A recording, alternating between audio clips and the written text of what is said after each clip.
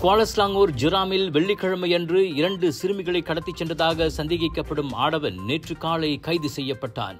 ஜிராமில் உள்ள வீடொன்றில் ஞாயிற்றுக்கிழமை அதிகாலை மணி 2:40க்கு அவன் கைதானதை குவாலஸ்லாங்கூர் மாவட்ட போலீஸ் இடைக்கால தலைவர் முகமது அம்பியா நோர்டின் உறுதிப்படுத்தினார். கைதான போது அந்நபர் முரண்டு பிடிக்காமல் முழு ஒத்துழைப்பு கொடுத்தான். சந்தேக நபர் ஏற்கனவே ஒரு குற்றப்பதிவை கொண்டிருப்பதும் உறுதி செய்யப்பட்டது. இதையடுத்து குற்றவியல் சட்டத்தின் கீழும் 2001 சிறார் சட்டத்தின் கீழும் விசாரிக்கப்பட ஏதுவாக ஜூலை 25ஆம் தேதி வரை அவ்வாடவன் தடுத்து வைக்கப்பட்டான். அக்கடத்தல் சம்பவம் இன்னமும் விசாரணையில் உள்ளது. கடத்தலுக்கான காரணம் தொடர்ந்து விசாரிக்கப்பட்டு வருவதாக முகமது நோர்டின் மேலும் சொன்னார். வெள்ளிக்கிழமை மாலை 6 மணிக்கு மேல் தாமான் ஈகான் எம்மாஸில் பெரோடுவா பேசா காரில் வந்த மர்ம நபரால் 6 மற்றும் 8 வயது சிறுமிகள் கடத்திச் செல்லப்பட்டனர். இருவரும் பின்னர் இரவு 7:45 மணி வாக்கில் தாமான் கலிசாவில் தங்களின் வீட்டருகே பாதுகாப்பாக மீட்கப்பட்டனர்.